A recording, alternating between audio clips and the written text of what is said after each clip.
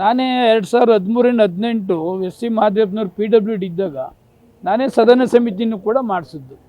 ಅವಾಗಿಂದನೂ ಕೂಡ ಏನೇನು ವ್ಯತ್ಯಾಸ ಆಗಿದೆ ಅವೆಲ್ಲನೂ ಕೂಡ ಅಸೆಂಬ್ಲಿಲಿ ನಾನು ಪ್ರಸ್ತಾಪ ಮಾಡ್ತಾ ಇರ್ತೀನಿ. ನಾನು ಅಸೆಂಬ್ಲಿಲಿ ಪ್ರಸ್ತಾಪ ಮಾಡೋದನ್ನು ಹೊರಗಡೆ ಕ್ವಶನ್ ಮಾಡ್ತಾರೆ. ಆ ಕ್ವಶನ್ ಮಾಡೋ ಸಂದರ್ಭದಲ್ಲಿ ನಾನೇನು ಮಾಡಿದೆ, ಅಕಸ್ಮಾತ್ ನೋಡಪ್ಪ ನಾನು BJPಯಿಂದ ಸಸ್ಪೆನ್ಷನ್ ಆಗಿರ್ಬೋದು, ನಾನು ಮನಸ್ಸು ಮಾಡಿದ್ರೆ 2 ದಿವಸದಲ್ಲಿ ನಾನು ಎಕ್ಸ್ಪೆಲ್ನ ಕ್ಯಾನ್ಸಲ್ ಮಾಡಿ ಮತ್ತೆ BJPಗೆ ಬರ್ಬೋದು. ಆ ಥರ ಯೋಚನೆಯನ್ನು ಕೂಡ ನಾನು ಮಾಡಲಿಲ್ಲ. ನಾನು ರೈತರ ಪರವಾಗಿ ಧ್ವನಿ ಎತ್ತಿದ್ದೇನೆ ಅಂತ ಹೇಳಿದಂಥ ಸಂದರ್ಭದಲ್ಲಿ ಮತ್ತೆ BJPಗೆ ಯಾಕೆ ಬರ್ತೀರಿ, ಮತ್ತೆ ವಾಪಸ್ಸು ಯಡಿಯೂರಪ್ಪನವರ ಬೂಟ್ ನೆಕ್ಕಿಗೆ ಬರ್ತೀರಾ ಅಂತೇಳಿ ಪ್ರೆಸ್ ಮೀಟ್ ಮಾಡ್ತಾರೆ. ಅದಕ್ಕೆ ನಾವೆಲ್ಲ ಕೂಡ ಭಾರತೀಯ ಜನತಾ ಪಕ್ಷಕ್ಕೆ ಸೇರಿದವರು, ಕಾಂಗ್ರೆಸ್ಸಿಂದ ಹೋದೋ JDS ಇಂದ ಹೋದೋ ಯಡಿಯೂರಪ್ಪನವರು ಗೌರವಯುತವಾಗಿ ನಮ್ಮನ್ನೆಲ್ಲ ನಡೆಸ್ಕೊಂಡಿದ್ದಾರೆ. ಅಂದರೆ ನೆಕ್ಸ್ಟ್ ಯಾರಾದರೂ BJPಗೆ ಬರಬೇಕಾದ್ರೆ ಯಡಿಯೂರಪ್ಪ ಅವ್ನ ಮಗನ ಬೂಟ್ ನೆಕ್ಕೊಂಡು ಹೋಗ್ಬೇಕಾ? ನಮಗೇನು ಸ್ವಾಭಿಮಾನ ಇಲ್ವಾ? ಅದಕ್ಕೆ ಯಡಿಯೂರಪ್ಪನವ್ರಿಗೆ ಮತ್ತು ಸಂಘ ಪರಿವಾರದವರಿಗೆ ಒಂದು ಲೆಟರ್ನು ಕೂಡ ಸುದೀರ್ಘವಾಗಿ ಬರೆದಿದ್ದೇನೆ. ನಾನು ಕೂಡ 6 ಸಾರಿ ಈ ಕ್ಷೇತ್ರದಲ್ಲಿ ಯಶವಂತಪುರದಲ್ಲಿ ಶಾಸಕನಾಗಿ 4 ಬಾರಿ ಎಲೆಕ್ಟ್ ಆಗಿದ್ದೇನೆ, 2 ಸಾರಿ ಸೋತಿದ್ದೇನೆ, 1 ಸಾರಿ ಸಹಕಾರ ಮಂತ್ರಿನೂ ಕೂಡ ಆಗಿದ್ದೇನೆ. ಇಷ್ಟು ಇರುವಾಗ ಸಂದರ್ಭದಲ್ಲಿ ಒಬ್ಬ ಗ್ರಾಮ ಪಂಚಾಯತಿ ಸದಸ್ಯ ಗೆಲ್ಲಕ್ಕಾಗೋದಿಲ್ಲ ಇವನು. ಇವತ್ತು ಯಶವಂತಪುರ ಕ್ಷೇತ್ರದಲ್ಲಿ ನೈಸ್ಗೆ ಯಾರೆಲ್ಲ ಡೋಂಗಿ ಮಾಡಿದ್ದಾರೆ ಅಂತಕ್ಕಂಥದ್ದು ಇಡೀ ಯಶವಂತಪುರ ಕ್ಷೇತ್ರಕ್ಕೆ ಗೊತ್ತು. ಇಡೀ BJPಗೆ ಇವನು ಯಾರು ಏನು ಎತ್ತ ಅಂತೆಲ್ಲ ಗೊತ್ತು.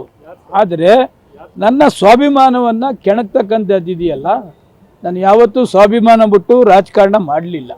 ಕ್ಷೇತ್ರದಲ್ಲಿ ರೈತರು ಪದೇ ಹೇಳ್ತಾ ಇರ್ತಾರೆ, ನೈಸ್ ಅನ್ಯಾಯನ ಸದನದಲ್ಲಿ ಕ್ವಶನ್ ಮಾಡ್ತಕ್ಕಂಥದ್ದಕ್ಕೆ ಮಾಡಿದ್ದೇನೆ. ಈ ದೃಷ್ಟಿಯಲ್ಲಿ ಮುಖ್ಯಮಂತ್ರಿ ನಮ್ಮ ಯಡಿಯೂರಪ್ಪನವ್ರಿಗೆ ಮತ್ತು ಸಂಘ ಪರಿವಾರದವ್ರಿಗೆ ಕೂಡ ಮಾತನಾಡಿದ್ದೇನೆ.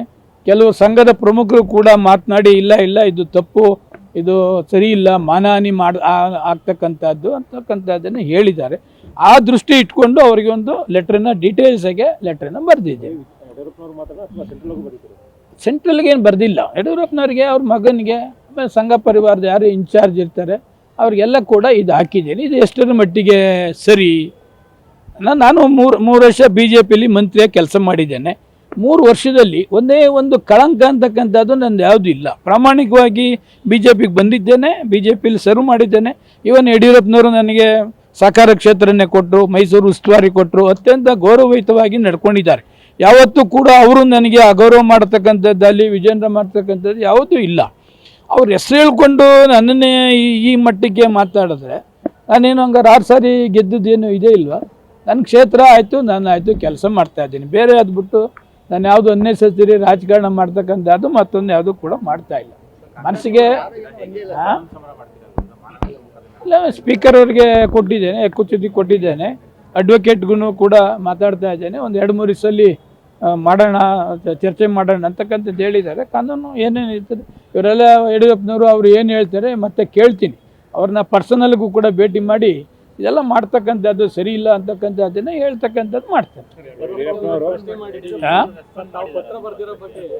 ಇಲ್ಲ ನೆನ್ನೆನೆ ನಾನು ಇದುವರೆಗೂ ಪತ್ರ ಬರಿಬಾರ್ದು ಅಂತಕ್ಕಂಥದ್ದಿತ್ತು. ಆದರೆ ನಮ್ಮ ಕ್ಷೇತ್ರದಲ್ಲಿ ತಪ್ಪು ಮೆಸೇಜ್ ಹೋಗಬಾರ್ದು ಅಂತಕ್ಕಂಥ ದೃಷ್ಟಿಯಿಂದ ನಾನೇ ಕುಳಿತು ಒಂದು ಡ್ರಾಫ್ಟ್ ರೆಡಿ ಮಾಡಿ ಅವ್ರಿಗೆ ಕಳಿಸಿದ್ದೇನೆ. ಪರ್ಸನಲ್ಲೇ ಹೋಗಿ ಭೇಟಿ ಮಾಡಬೇಕಾಯ್ತು. ಬಟ್ ನಮ್ಮದು ಇವತ್ತು 75ನೇ ವರ್ಷ ಅಮೃತ ಮಹೋತ್ಸವ ಕಾರ್ಯಕ್ರಮ. ಜೊತೆಗೆ ಅವರು ಎಲೆಕ್ಷನ್ ಬ್ಯುಸಿ ಇರ್ತಾರೆ, ಅವರ ಟೈಮ್ ಕೇಳಿ ನಾನೇ ಅವರಿಗೆ ಪರ್ಸನಲ್ಗೆ ಲೆಟ್ರನ್ನ ಕೊಡ್ತಕ್ಕಂಥದ್ದನ್ನು ಮಾಡಿ ಏನೆಲ್ಲ ಫ್ಯಾಕ್ಟ್ಸ್ ನಡೀತು ಅದನ್ನು ವಾಸ್ತವಾಂಶ ಅವ್ರ ಗಮನಕ್ಕೆ ತರ್ತಕ್ಕಂಥ ಕೆಲಸ ಮಾಡ್ತೀನಿ.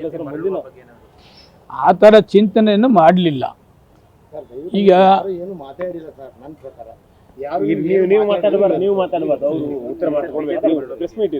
ನಾನು ಯಾವತ್ತು ಅಲ್ಲಿಗೆ ಬರ್ತೀನಿ, ಕಾಂಗ್ರೆಸ್ ಸೇರ್ತೀನಿ ಅಂತಕ್ಕಂಥದ್ದು ಏನು ಹೇಳಲಿಲ್ಲ. ಕ್ಷೇತ್ರ ದೊಡ್ಡದಿದೆ, ಅನುದಾನ ತರ್ತಕ್ಕಂಥದ್ದಕ್ಕೆ ಮುಖ್ಯಮಂತ್ರಿಗಳಿಗೆ, ಉಪಮುಖ್ಯಮಂತ್ರಿಗಳಿಗೆ, ಎಲ್ಲ ಮಂತ್ರಿಗಳಿಗೆ ಭೇಟಿ ಮಾಡ್ತಾ ಇರ್ತೇನೆ. ಅನುದಾನ ಕ್ಷೇತ್ರಕ್ಕೆ ತರ್ತಾ ಇದ್ದೇನೆ, ಕ್ಷೇತ್ರದಲ್ಲಿ ಕೆಲಸ ಮಾಡ್ತಾ ಇರ್ತೇನೆ. ಅಷ್ಟಕ್ಕೆ ಇವಾಗ ನಾನು ತೀರ್ಮಾನ ಮಾಡಿದ್ದೇನೆ.